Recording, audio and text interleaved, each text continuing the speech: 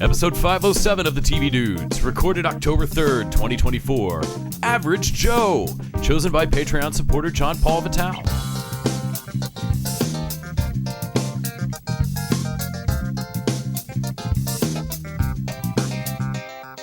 This week, we're checking out at least 4 episodes from Average Joe, a crime drama from BET streaming on Netflix and chosen by Patreon supporter John Paul. So John Paul's viewing habits tend to encompass, well, let's just call it everything. I think everything. That's the word. Yes. So we never know what we might be in for when he chooses the show. He's done it a couple times before. I think The Baxters was the last time we did this. Oh, maybe? I was thinking Unprisoned, but you're right. We or also was it watched. Unprisoned I think Unprisoned was more recent. Was but the Unprisoned more Baxters, recent? The Baxters is amazing. As to our point, the wide variety of the picks. Indeed. But yeah, this time he's picked a pretty interesting one. But let's see if Average Joe is more on the Unprisoned side of things or Baxter side of things. The Baxter side, I was thinking mouth noises like big dogs, but you weren't here for that one. I was not. Like, that's now such a long reference that I don't really know what you're talking about. I'm gonna have to put that show on just so, as a sound engineer, I think they ate a sandwich on it, and that's like it was all loud. they did for the first episode that I remember. I'm sure some other plot happened, but I just remember that sandwich forever, for the rest of my life, in my dreams. It haunts my sleep. And we watched a couple trailers this week too that were like fucked up on the sound for something. Man, trailers are just hell for that. I'm never sure what's their fault and what's YouTube. But yeah. Yeah. Before we get into all that, I'm Nick. And I'm Les. And we're the TV Dudes. Well, beyond just watching whatever y'all tell us to watch, we did also catch some things that we chose for ourselves. What's in your diary, Nick? The Diaries of the Television Dudes. Brought to you by only the finest cocaine wine. Well, I mean, we do choose for ourselves. I can choose my own shows. We do choose for ourselves every once in a while, as that is our right as autonomous beings, as auto dudes. You will never be deceived by bad television picks again. So we watched, Transformers 1. I believe that was our previous Patreon. And so I took it upon myself to watch a couple episodes of the Transformers. Was that most or is that going to be this week? That's going to be this week's. Is that this week's? Yes. I'm all fucked up. What was last week's? What was last week's Patreon? No, it was Death Games, right? Yes, your Death Games was that's right. Patreon. That's right. We hadn't come back from yes, we hadn't started catching movies again. Yeah, it was a Death Tournament sub genre. So this week is Transformers 1. Okay, so we're going to talk about Transformers 1 on our Patreon this week. But in response to that, like after we did that, I watched a couple episodes of the original series because like Gen 1. Again, that Prime channel where they just run episodes of stuff. It's crazy. It is strangely, I find myself clicking on it when I wouldn't before. If I had to pick what Transformers episode to watch, I probably wouldn't get that far. But knowing that there's one just running, and I'm like, okay, shuffle, random, let's see what's on. I click on that and Ninja Turtles and stuff like that. There's a Dungeons and Dragons cartoon channel. Yes, like there's a lot of channels, and it's kind of like bringing back, not like live viewing or anything, but like, No, but like there's plenty of like blocks of sitcoms, like all of a similar there's a little bit of a nostalgia of like what's on right now, like and the answer now is everything, anytime you want. But I don't know, there's some like eliminating even the small choice of picking an episode somehow makes some shows easier to pick. I love the idea that they sold us the freedom of choice and then they're going to sell us the convenience of not choosing. Right, because there's too much choice now, and sometimes we don't want to choose. I find that very, a psychology. Like, there's going to be a psychology course on this sort of idea of choosing versus the convenience of whatever is of channel surfing was, right? Like, the level of control versus your autonomy, But anyway, the Transformers episodes I watched were the one where Power Glide tries to get laid. Or no, Power Glide's basically the girl is trying to get with Power Glide, and he's kind of not into it until the end. She's like too slick for machines to touch her. I don't know what was going on with that.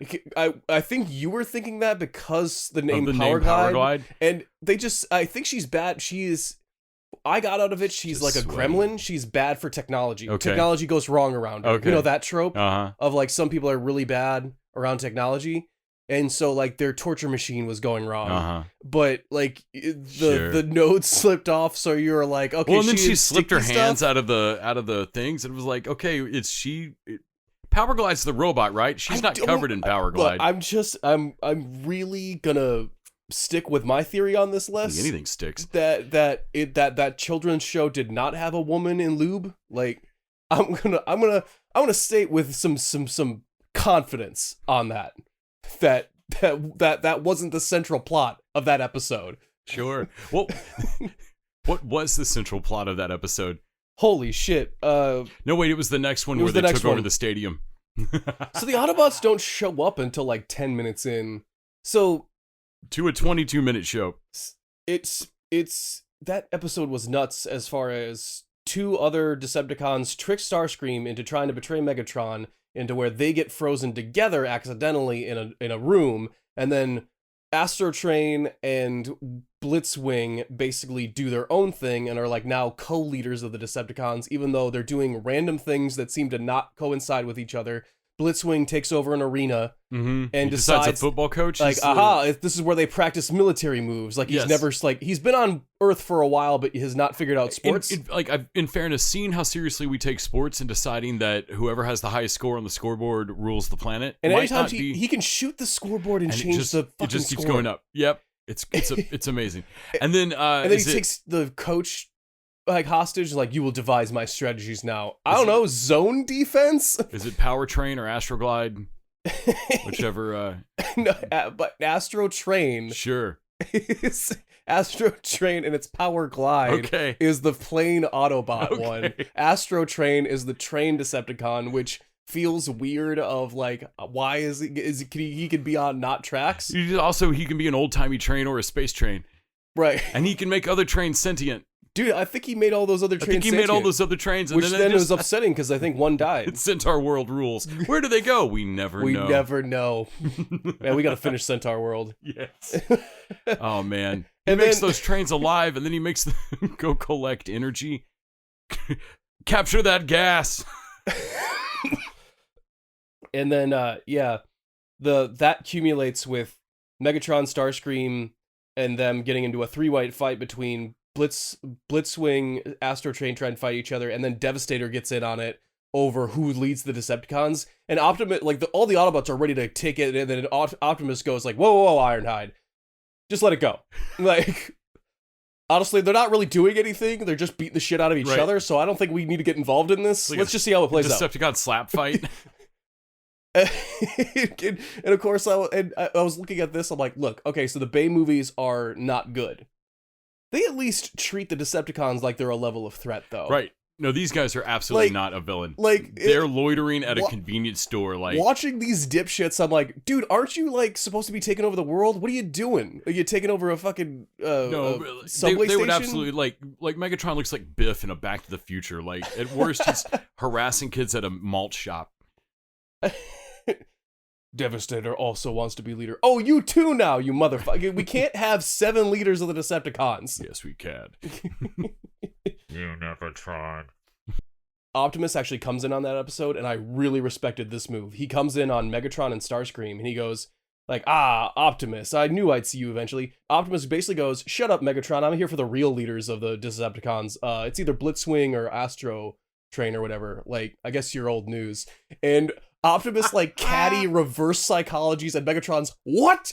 Those all right, Optimus. I'll just wait over here. I'll show you who's the leader of the Mega. Like, so, how is this war not won? Like the Autobots Optimus is obviously pretty smart, right? And it has your number. Like, knows how to work Megatron here.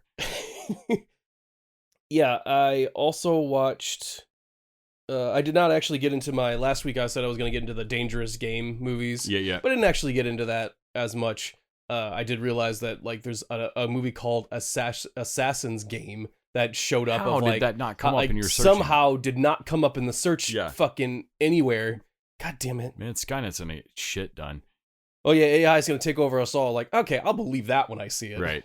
Somehow it can't like even can't figure seriously, after pointedly like yelling at the computer searching for it. I literally put in Assassins Death Games. Like that was my search categories. This movie has 2 out of the 3 words in the title. Right. Not even in the description, the title of it. And it never popped up. How? God damn it. What's particularly disturbing is that there's not even a like you might also like. Now I kind of have to watch it. I also watched a crazy Jenny Nicholson on one of the pavilions in Epcot. Is it Body Wars? Body Wars, yes, but it wasn't that. It was the oh no, where's Buzzy? Buzzy. It was the case of the missing animatronic Buzzy. Yes. From the Cranium Command. That's what it was. Yeah, and of course she's very passionate about what happened to Buzzy. Like, what happened to my boy? Our boy, I mean. I just love that, like, when he ends up missing, and then she breaks down that, like, no, this thing weighs 300 or 400 pounds. I mean, it's an animatronic. It's an animatronic, like, and they just hack the hydraulics, so it's sprayed everywhere. There's hydraulic fluid everywhere, like it's a crime scene. It's amazing, and her delivery of it is fucking perfect. I watched part of that. I threw some Lower Decks on in the background, just to have some fun with it. Regular stuffs. I watched a movie called Jackals with Steven Dorff and what's his name from Arsenal that has a great premise but is really bad, like that kidnapping your kid from a cult and then deprogramming, which is a thing that happens. Yes, which absolutely. I'm like, oh yeah, that's insanely interesting. Like, I wonder how that works in like the and I can see the inherent conflict of it, of like, not even before the death cult gets involved, like you got the deprogrammer that's probably going to do some like, hey, I need your help here. Some of this is going to seem intense. I need you to be on my side and do what I need you to say so that we can help your brother or your son or whatever. I can't be fighting him. I'm already fighting him. Can't be fighting you. Like there's some good stuff in there that really that movie. You suggested another one that was. There's one called Faults. I'll check that out. It's definitely worth checking out. There's on the real subject of this. There's a guy, Stephen Hassan, that's written several books on. I just had to make sure. I got his name right. He's written like most of the primer books on cult deprogramming. It's wildly interesting shit. Like you said, like you kind of have to have touched this. Like this has to have touched your life. Like you've got to have been close. Because I know, I think I'm not sure if I read someone close. Yeah. But the people that do this for a living, like the deprogrammers, a lot of them usually are either previous victims themselves, like and know how to do it from one side of it, or are like ex-CIA or special forces people that have done this to others. You've been through some training about how the mind breaks. About and a lot of the I'm assuming that a lot of the deprogramming is basically just kind of flipping the rule book on however they were programmed in the first place. Yeah, there's a lot of like undoing like abusive triggers that are being put in, but like they've been put in alongside kind of half-ass positive self-worth stuff. Like it's hard to untangle. It's just particularly mean, insidious shit. Yeah. But yeah, I have a huge fascination for cult and cult deprogramming stuff. Yeah. And yeah, that I wanted Jackals to be so much more interesting. When you told me it's Cygnum, I was like, damn it. Well, I mean, you have so many story options. The guy that's being deprogrammed could be the main character. One of their family members could be the main character. The deprogrammer himself could be the main character, and like, maybe like how he got involved with this is like suddenly there's mistrust between him and the family, like when the death cult comes in, and then the cult can be like, oh man, there's a bunch of different cults that have like, maybe are they just a regular like satanic cult, or maybe they're mystical and their shit actually is real. Is it like the best part of the Endless where the cult turns out to be right, like the totally legit. Is like, oh shit. Like I'm like, man, a lot of story possibilities, and to deliver on none of them. I also watched Old Henry, which is basically the Old West version of Tim Blake Nelson as the human weapon. Okay. And that's a whole movie. Also Steven Dorff in that as the sheriff, like, or corrupt bank robber that pretends to be sheriff. And basically that is a whole movie, not unlike John Wick, of like, oh man, what is with this old Henry guy? Oh man, you don't want to mess with him. Why not? I mean, I couldn't even tell you. Like yeah, you hope he stays calm, because if you wake him up. And of course, Tim Blake Nelson felt like he was born to be born in the 1940s. Right. Like it's like, oh brother, we're out thou is like, man, were you born in the wrong century? Kind of like a fucking. When I say you have an old soul, I mean specifically 100 years old. You're from 1924. Well, I'm with you boys. Right? You think they mean all the Woolworths or just this location? We thought you was a toad. What? Gopher Everett? Well, I know. I think one gopher would simply awaken my appetite without sufficiently bedding it back down. Damn, we're in a tight spot. Oh, I love that movie. So we thought you was a toad is probably my favorite line of that whole fucking movie. Well, he delivers it twice in both times. It's just the strained whisper of, we thought you was a toad. Of course, John Turturro not having any. Like, what are you talking about? What do you even? What? What does that mean? Yeah, I didn't know you was a paterfamilias. Well, what did I watch? Let's see. We also went and saw Beetlejuice in the theaters. Mm-hmm. And we'll have a Patreon on that soon. Of course, Transformers Eventually. 1. We also went and saw Wild Robot in the theater. Oh, yeah. We'll talk about that as well. Excuse me. Also, what we're going to talk about for the actual show next week, so I'm gonna move on from it real quick, but Penguin over on Max. Who talk about a show I could not have given any shits about and is on my schedule each week now. The fact that we're going to talk about it next week is shocking to me in any way. I can't even hide the ball. Like, holy shit, we're going to talk about Penguin because Penguin's worth keeping up with. I mean, find out why next week. Yeah. Or this week when you go watch Penguin, but listen to us tell you why next week too. Also caught Tulsa King, which remains a completely different show than season 1. Yeah, man. Like I watched that Matlock premiere. I watched the new High Potential show with Caitlin. Caitlin Olsen. From It's Always Sunny. Yeah, Caitlin Olsen. Right. And I mean, like, I watch a lot of CBS procedurals. That's what Tulsa King's become now. It's a silly CBS procedural. Man, I felt like if there was in any way an industry, it would be worth it to do this, but probably not. But like a bullets and blockbusters for TV shows of like, I would do one on how Dexter became what it was. Right. Halfway through of like, why is this a different show now? But slowly. Right. Like that one happened. This was sudden. It was very quick. Like what the fuck? I rewatched, and so did you, season 1 in prep for season 2, and. Well, I shouldn't have, because it made it more jarring. Yeah, well, I mean, this is not the show where we would almost cry at him saying goodbye to his brother. No, the whole conversation with his daughter after he kills the other maid guy. The package. Yeah. That whole conversation with his daughter, that scene would have no place in this show. Well, I mean, if they had it right after the dress-up montage. Right. Out of an 80s teen like high school movie, like these fucking gangsters or whatever are dressing up, man, and coming out like. And we lost Badface and we gained Bigfoot, who I don't hate, but he's not Badface. But he's not bad. I want Badface. Dude, we lost Badface halfway through season 1. No, seriously, we just lost track of him. Did something happen to that actor? I don't know, but man, I like that dude. Yeah, I'm still watching Tulsa King, but it's a silly, cute show that occasionally has Stallone in it. And it was like Taylor Sheridan prestige television. Yeah, it's an odd... maybe not prestige, but prestigious. Well, I mean, it's a Paramount Plus's version of prestige. Right.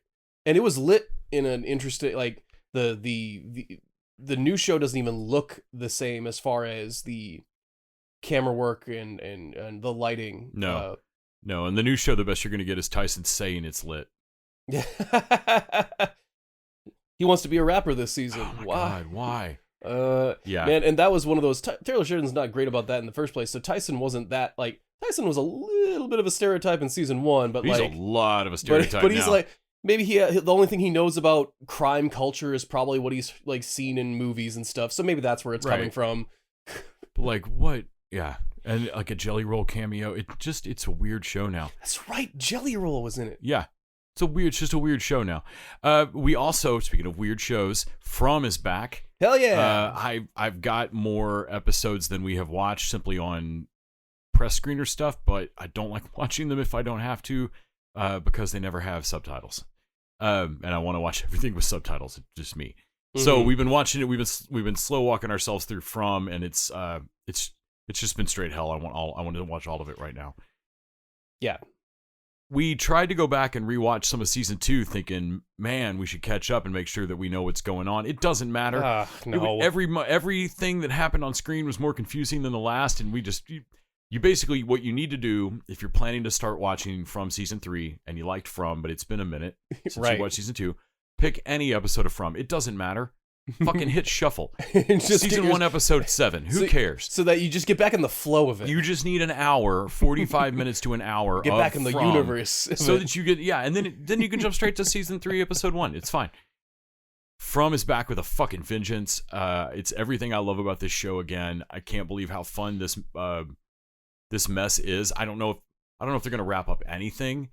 It serves me right for falling for it if they don't. Well, God damn it, I fell for it. I love this show. In episode 2 where I forgot how mean this place is. Dude, they're petty. That it's petty and mean for like no reason. Yeah. Because like there's what makes it feel like an major experiment. Character death. It is a huge humbling moment for a character that has to mourn someone that has survived this long. Right. Through it's it. It's a horrible death. Oh, and it is horrible, and really, he doesn't deal with the fallout, and then suddenly he's just by himself contemplating it in the diner, and all of a sudden, the Celebrate one song, of the little stereos at the table starts to play what's that song? Celebrate good times, come on. And I was like, what the fuck? Like, oh my god, man, this place is mean. Mean about it. Mean. To the point where, when someone breaks a TV or a radio and you go, man, that's a waste of resources. No. And I was like, nah, man. He tries to turn it off for 30 seconds or so. That's more than I would have given. Right. Man, fuck that radio. My only concern when he was smashing it was don't smash the window of that diner, man. That radio's only job is to be fucking ironic, to like play ironic songs to whatever's going on. We might learn something from it. No. Fuck it. Fuck that thing. Man, this From is back. It's Sundays on MGM Plus. If you've not watched this show and your evil's over, so I know you don't have a new mystery every week without betting down the old mystery like show. Supernatural. So jump on over to From. You got 2 seasons to catch up, or just jump right in. It doesn't matter. Let's see what else. I'm one behind this week, but I've been keeping up on Fight Night, which is starting to come together in terms of all the cops and the robbers and the robbies all about to run into one another. We'll see how this plays out and how Atlanta rises out of the dust that settles from this really odd networking event. That's over on Peacock. Networking event. Then because I've been watching Serpent Queen, Fanny and I decided to throw on Gosford Park, which is a movie that it's a Robert Altman movie, so slow burn doesn't even start to describe it. It's his movies are absolutely going to be a vibe with the craziest giant cast. But Gosford Park the script is written by the guy that created Downton Abbey a few years later. So it absolutely feels like Julian Fellowes working through some Downton Abbey ideas. And it's I don't always love a fucking slow ass 2-hour movie, but if it's going to work it into the structure, I really love Gosford Park. It's a murder mystery where the murder itself doesn't take place till well into the movie, because all of the motives and everything have been constantly being set up this whole time. Like you've been given everything that's going to pan out to figure out who the murderer is.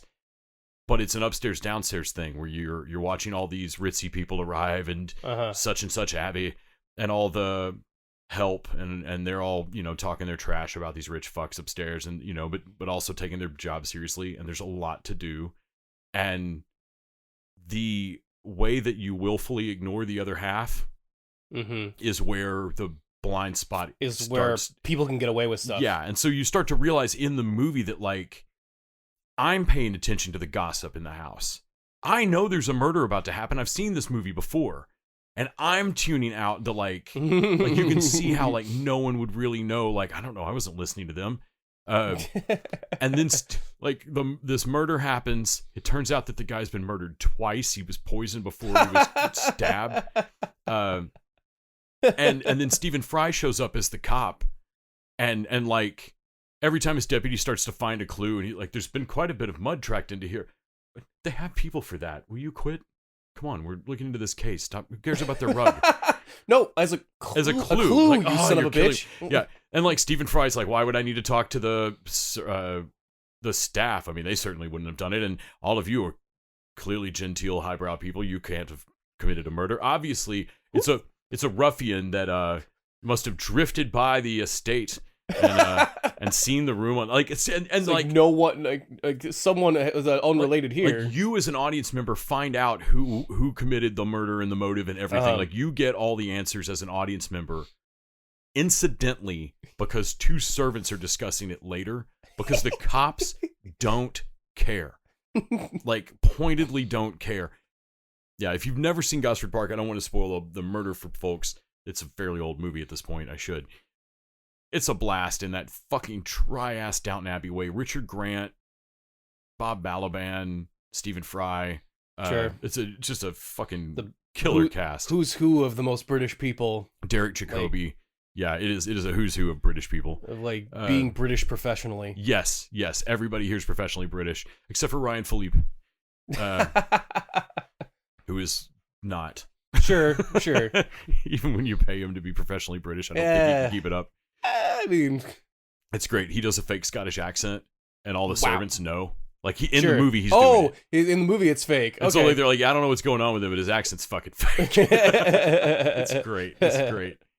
Let's see. I think that's about it for me. Now feels like a good time to mention that if you haven't joined us over on Patreon, I want to mention one more. Just I haven't not a good time to join us. I haven't finished, not yet, because I haven't. You'll join us after I talk about Black Donnellys. Oh, yes. How did I forget? Because you introduced me to that. I haven't finished it yet, but it is a fun crime show that Les has introduced me to that is on like Fandango's fucking streaming service. The streaming service formerly known as Vudu. Yeah.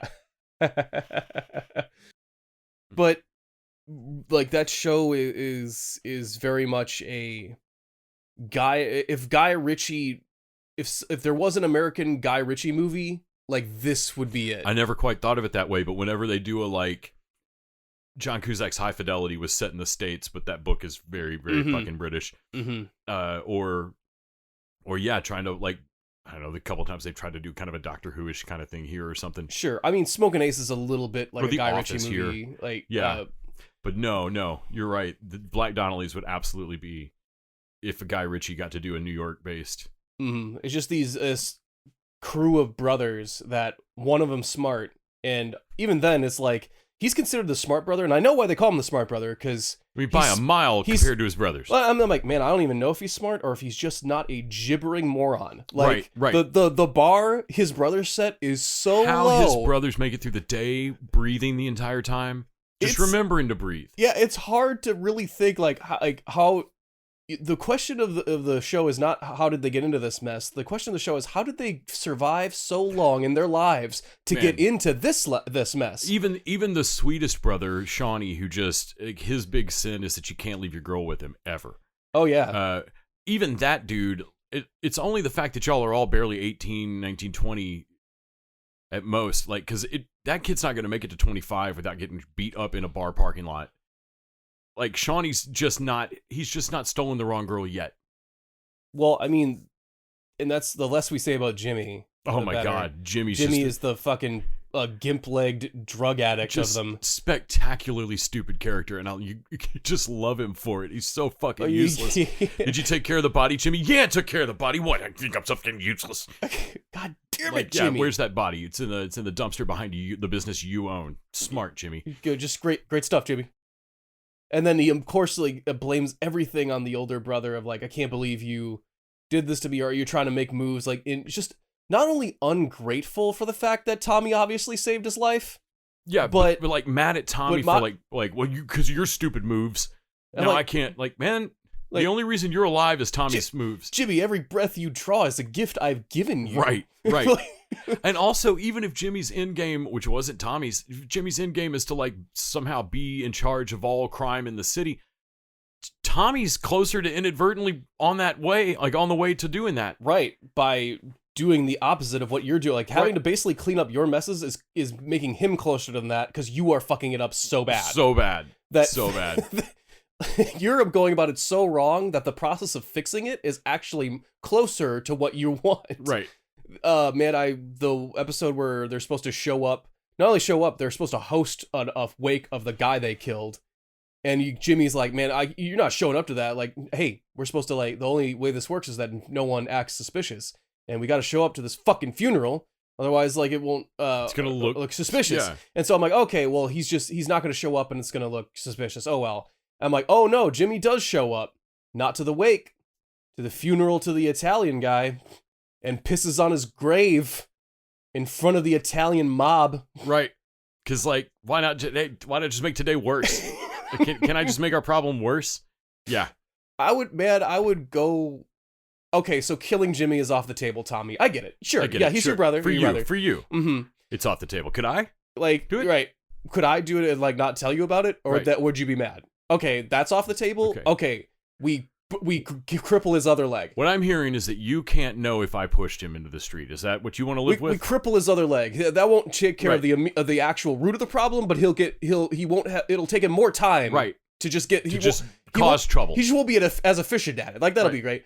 Like, no, we're not like, can we take out his voice box? Like, we cut his throat in a way. Man. Something has to happen to Jimmy. He's going to get you all killed. Like, no, we can't. I know if I really thought just Jimmy would get Jimmy killed. Oh, yeah. No, that would be no problem. Then you just fucking that would take care of itself. That's not what's going to happen with this guy. Yeah. And all of this show told to you by the world's most unreliable narrator, Joey Ice Cream. They don't do it quite as much in the later episodes, but I love in the first episode when he finishes telling this entire pilot episode. He's not one of the brothers, so it's like, wait, how do you know this? Oh, yeah, I was there that time. I was there that time. Yeah, and in the scene, though, like the characters will look up and, where did you come from? Joey, where did you come from? Pay for that beer? Probably. Like, because in the story, it's like he's still telling it, so like they're asking him, did you pay for that beer? And I feel like in the story, he's trying to remember if he paid for it or not. Right. Probably. I don't remember. And I love in the first episode, the cops are asking him, like, where did you bury, where are the bodies? And he's like, okay, I'm going to tell you, but it's a long story. I need some context on it. He walks him around through this whole thing, and like, so that's why Tommy had to hide that body in a barrel and blah, blah, blah. And the cops are like, those are not the bodies we're asking about, No, dude. Joey, like, that's great and everything, but those are not the bodies we're talking about. Now I got to get somebody else in here. That's a different crime in another jurisdiction. And then, like, the second episode, he's just talking to his fucking lawyer. Why did you call me here? Like, I don't need to hear any of this. Right. Please stop telling me these things. You can't keep telling me, Or, God, just the revision ones of, like, it was 1999, and I just, nope, you were in juvie in 99. No, you were in juvie in 1999, 2005. Nope, you got one more try. One more. 2009? All right, it was 2009, and I was with this, I just spent the night with this lady that would not quit. I have a feeling that if this does go to court, that Joey's not going to be the nail in the coffin for that trial. No, I think the most you can get off this dude is like a lead towards finding some evidence on something else. Yeah, but like he's never going to be able to testify for you. Whatever he mentions more than 3 times, like okay, like right, that might have happened. Okay, fast forward here. It's 1999. I'm flush. I'm feeling good. Firecracker Lounge, please. You were in juvie in 99. It's 2002. I am flush. I am feeling good. You get one more chance. It's 2005, and I just spent the night with a woman who wouldn't stop. Here, take this. But Graham, I don't need a raincoat. Oh, it folds up. Put it in your pocket. Firecracker Lounge, go. Have you got your rubber? Well, now feels like a good time to mention that if you haven't joined us over on patreon.com/tvdudes, you can throw down a $1 an episode, get bonus content every single week. This week, we're going to take you down to Cybertron for the new in-theater animated movie, Transformers 1. Roll out. No, you got to say it louder. Roll out. But first, let's talk about John Paul Vitale's showrunner selection for this week. Average Joe. No! What in the entire fuck? Let me get this straight. Your dad stole $10 million from the Russian mob. Is that right? And a Lamborghini. And a Lamborghini. You sound insane. What do we do? Go to Touch? Yeah, we call touch. We was just thinking, like, maybe we look for the rest of the money. Yeah, but we knew what you were gonna say. I want in. We had no idea what you were gonna say. Come on, in. In. Touch is in? Let's be clear, Touch. This case is mine. And I know this town better than anybody else. You can trust me. Maybe I can trust you. What are we gonna do? I saw in one of my murder shows. What we need to do is chop these fools up. What? You're dead! Oh, hey! Fucking take it easy. All of you! What are we gonna do? I think the only way out of this is you leave town. You're a fucking cop. Considering you can't the think of other cop circumstances, things Joe, to do? yeah. Average Joe is an American dark comedy drama television series created by Rob Cullen, premiered on BET Plus on June 26, 2023, later added to Netflix, and in June of 2024, the series was renewed for a second season. It's about an everyday plumber named Joe who learns that his recently deceased father was working for the Russian mafia and stole $10 million and a Lambo from them. The mafia is now looking for Joe and the money. You got Dion Cole as Joe Washington, Tammy Townsend as Angela Washington, Malcolm Barrett as Leon Montgomery, fucking Leon, and Cynthia McWilliams is the star of the show, Kathy Montgomery, she's not the star, she's my favorite character, and Michael Trucco as Touch, their useless fucking cop friend. Touch Tuskowski. God damn. Yeah, Benjamin Touch Tukowski. God, he's useless. All right, man, so... What's up, Uncle Touch? Please don't call me that. God, it took 4 episodes before that clicked. So this show does the open with a little bit of philosophizing and a violent hit, and then we jump back in time a little bit. And I just assumed that was going to be the first of many pacing assumptions I made that I was wrong about. Yeah. That we were going to spend all of Ep 1 working back around to that. No, we get back to that moment pretty fast, like halfway through, and this turns into a shallow grave style clusterfuck of trying to get your ride or die friends who mean well, right, to dispose of a body in any kind of sensible way, and then keep mum about, or even just keep in the game in looking for this money. We give up on that and pick it back up, and give up on it and pick it back up. I was shocked how fun the first episode was, and I think it was the second episode. We went ahead and watched the second one immediately, and the 1-2 punch, like by the end of that second episode. What was the cliffhanger for that? Because like they all cliffhanger really well. Yeah, I think the cliffhanger at the end of the first episode, they've just said we're not going to tell our spouses or anything, and everybody's involved by the end of the second episode. I think, or the end of the first episode. By the end of the second episode, I think they've cut up the bodies. Yeah, and that was just amazing. Oh my god. So I think like from the premise of the show, like it's in the title, it's about like more or less an average person that finds themselves caught up in this criminal conspiracy and in a situation. His dad ran a towing company and clearly towed cars that were like muling drugs for the mob. Yeah, for the mob. Yeah. And then it seemed we think he stole this Lamborghini that probably had money in it. Yeah, it's not quite that simple. It ends up being a little bit more of a treasure hunt than that, but still, yeah, it's watching a normal person, simple plan style, or any number of movies where somebody finds money that they just shouldn't have. Also, you watched it in Old Henry when he looks down at a bag of money. A bag of money that shows up and fucking kicks it closed. So it's all about watching a person make a decision they shouldn't make normally, and I like for this one I was like, man, I can see why they talked themselves into this.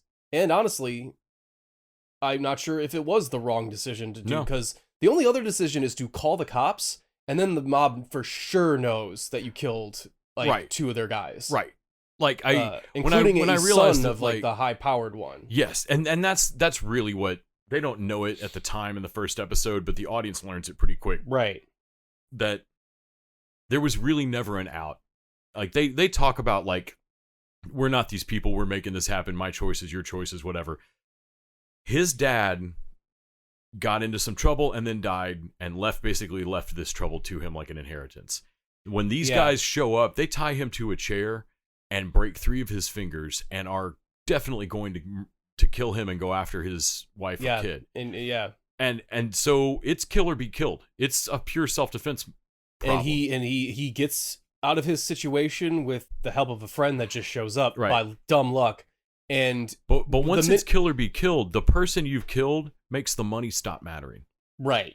Like, and it takes a little while and a couple episodes before I realized that as an audience member, that the mob doesn't give a shit about the 10 million, really. It took me a while to figure that out, like, because when he hires outside for the professional, the chameleon, never even mentions it. He said, "Bring me the guys that killed my son." He does not mention the money, right? Because at that point, I'm like, oh, he doesn't care about like that anymore. That means y'all really fucked up. So at that point, I'm like, oh shit, that means if you find this money, there was a point where you could have used it as a bargaining chip, maybe, and at this point now, at least not with that guy, right? Maybe you could use it as a bargaining chip with like the chameleon or one of the other characters. We should state that we're halfway through. We're speaking a little bit. So there's 10 episodes. We've watched 5. We're not sure how some of these plot lines play out completely. But I gotta say, in whatever weird point score system or win or lose, however we frame Patreon suggestions, we are absolutely going to finish this out. Yeah, I definitely want to see how this season ends. Well, we were only required to watch 4 via our verbal contract, and we have already watched 5. Oh yeah, we slipped right past it. Got to the end of 4. We're like, well, I definitely got to hit. Well, yeah, we got to see if the peanut butter matches. Right. Oh my god. Poor Apple. R.I.P. Apple. Everyone listening is like, what the fuck are they talking about? Justice for that kid. Oh, you can go find out. You can go find out over on Netflix right now. I think Average Joe is fucking great. I'm enjoying the shit. Each one of these really knows where to cliffhanger too. Yeah, a lot of the character work is really good. Leon is a great kind of downtrodden character. Right. And man, Kathy went from like our least favorite character to our favorite. Man, in the first episode, Leon's wife is just and what I realized is that, man, I think just audiences in general love this, but I think you and I specifically love proactive characters. Yes. And I think that's why we like Joe so much too, because he is proactive. Man, the cop, Touch. So Touch is a really like, when their white cop friend shows up on them and they explain the situation to him. And he's like, I'm in. And like, and Leon goes like, and we didn't call you because we knew what you were gonna say. I'm in. We had no idea what you were gonna say. What? Yeah. And we were like, well, there's 10 episodes of this. It can't be as simple as I think it is, because that dude should be able to solve all your problems. At that point, I was like, wait, you're trying to cover up a murder and like $10 million being stolen and like the whole Russian mob connection. I'm like, oh man, you're like regular guys. How are you going to do this? And then suddenly like, oh, a white cop is going to use his privilege and power. Right. And I'm like, oh shit, the world is your oyster. You can get away with anything now. Right. Like the problem now is going to be stopping Kathy from killing other people. I was like, oh great. I'm so I realized how disabused I am of the system, where I was like, oh, you have a white cop helping you cover up this crime? Don't worry about it. Oh yeah, no, you're good. Vallejo PD's got this on lock for you. You're fine. Yeah. Yeah, just don't have Detective Mustard. Like otherwise and then I realized Touch is Detective Mustard. Like, yes. Oh my god. I mean, he's not. No, but he's awful, useless. But he is. He's not reliable. I mean, he's phenomenally unreliable with a serious drug problem. Man, we see him just pop oxy. It's like the 3rd episode maybe where they show his backstory. Damn. It's so sad and dark.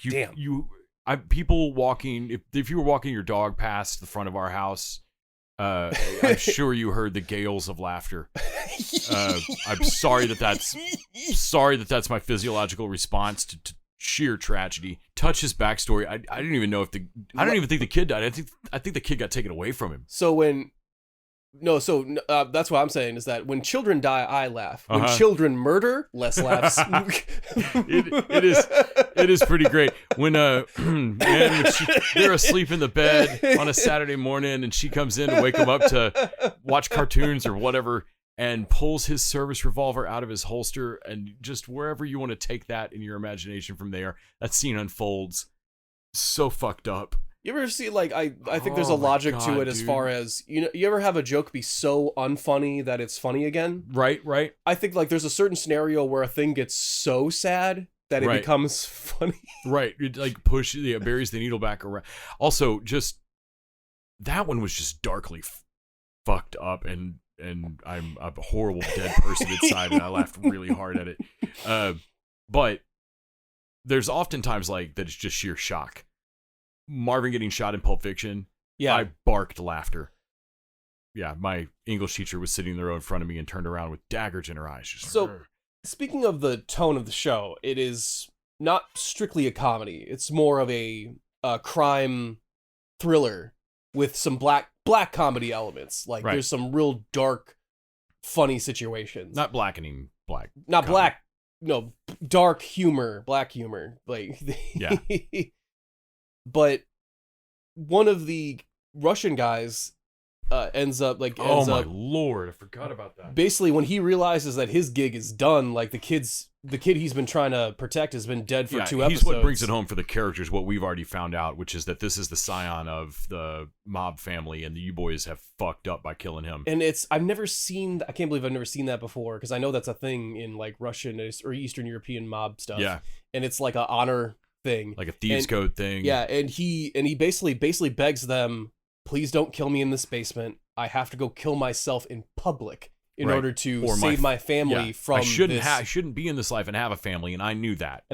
So that's on me. That's the agreement then is that I will do this. Right.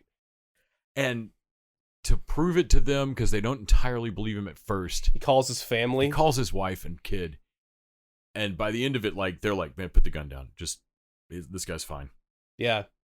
Like it's so fucking sad and brutal, and handled with real care and concern for this guy out of nowhere. Like, and it works. Well, I mean, I was stunned. They introduced a character, like I think on episode 4, I want to say, which is the chameleon. And that's it's still early in the season. It's less than halfway, so it's not too late to introduce a new character, but it's like not one of our mains. No. Right? But the chameleon is a great outside professional, like a ringer they bring in when shit's not going right. And in fairness, through dumb luck, these guys have killed several Russian mobsters. Yeah.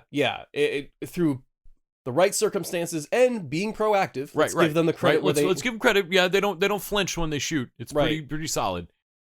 The fucking Kathy. Was that her?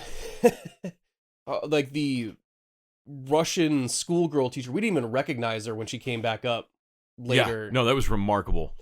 And she is like a great actress that either has a great Russian accent or a great American accent. Dude, one of them's got to be her natural accent. I think it's her Russian accent. I don't think she speaks a lot of actual Russian in the show. No, but her Russian accent is light and smooth. Like it doesn't. It's not super heavy hand. Like it's not an actor tripping over their tongue to really get at it. Yeah.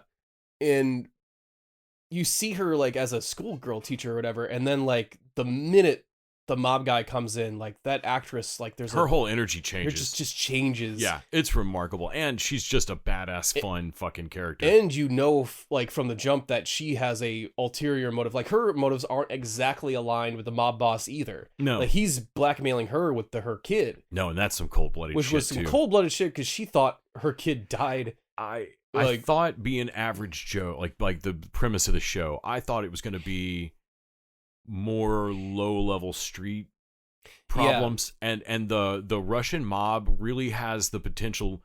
I would be afraid thinking about this show that it would tip it into Bert Kirchner, the Machine type, which would be fine, right? But it really doesn't.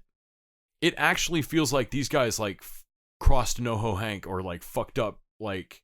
Yeah. Like, yes, they're Russian mob, but also they are Russian mob operating in New York, like...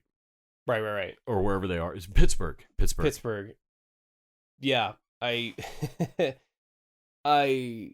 also like the side characters. Like, there's a realtor that, like, the chameleon ends up killing in the house. Yes. That, like, they're shitty, and... Of course, our favorite character, Kathy, is just like, oh, well, maybe these Russians aren't all that bad. Oh, come on. Oh, what? I'm supposed to pretend that we're not all jazzed that those two dipshits are dead? Fuck them. They wouldn't even let you take it. You were building their house. They wouldn't let you take a shit. Man, at that point, I was with Kathy. I'm like, yeah, let's not pretend that we're sad about fucking... Though they straight up, we realized that cutting up the body, the problem y'all are going to have is in a couple of months when Kathy's jonesing for another... Kathy's too into it. Yeah. Kathy's a little too into it, which is actually that's a problem to have later, so that's actually a better problem. Like, it's better that you're good for this now. I mean, we'll deal with that psychological element of it later. We'll push people off that bridge later.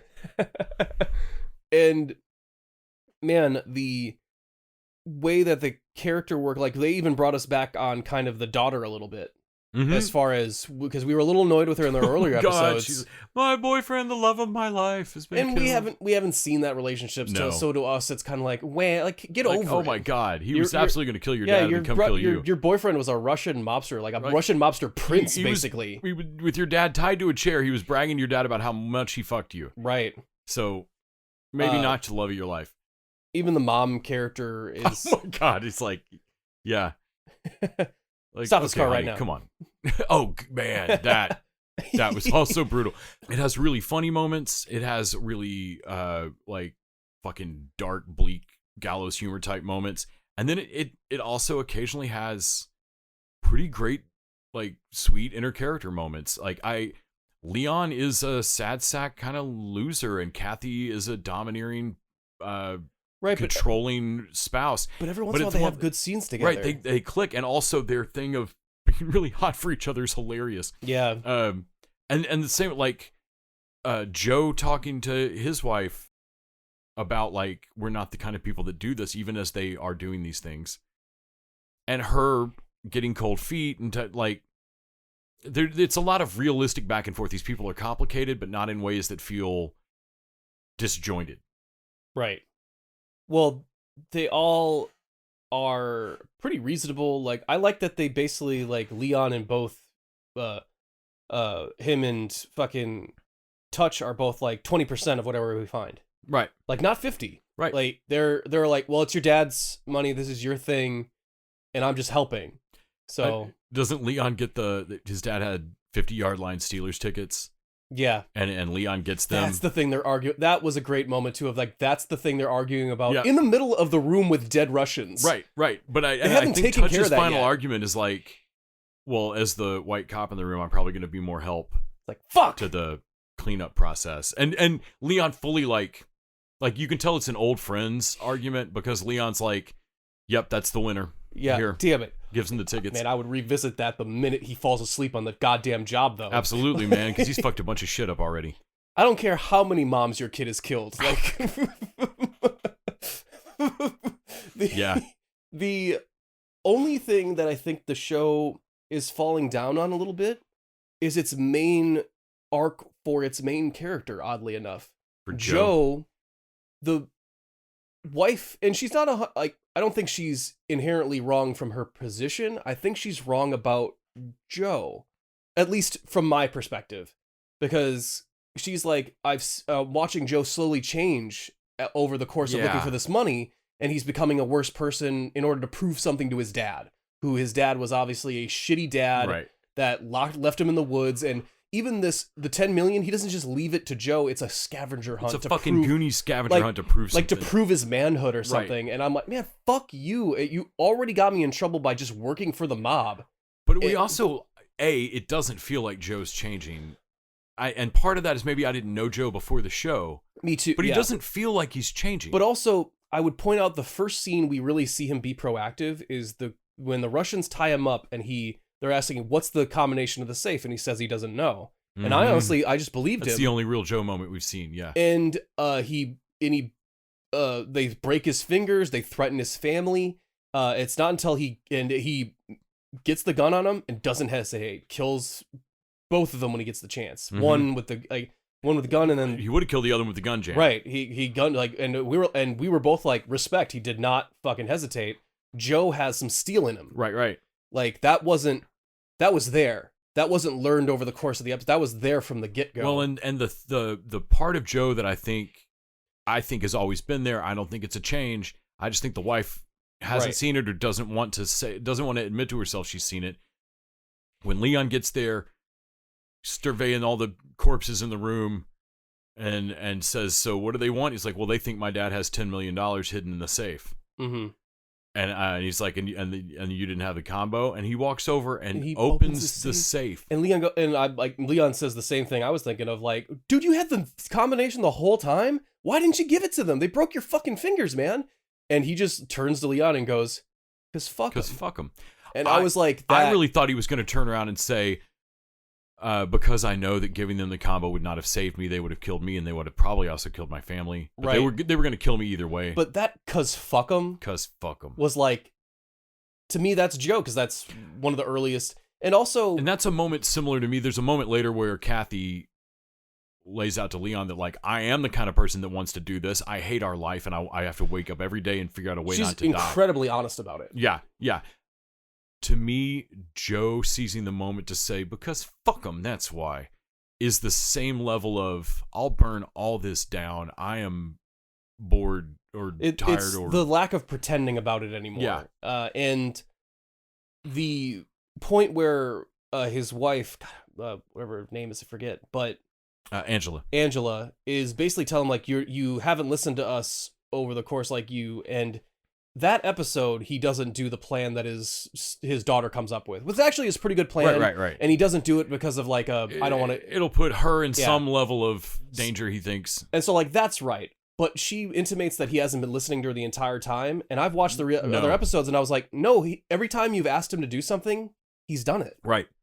Because it made no sense after doing all the body disposal to stop looking for the money. But you asked him to, and he does. And he did. He stopped looking for the money. And then you asked him to look for the money again. And he started. And he did that.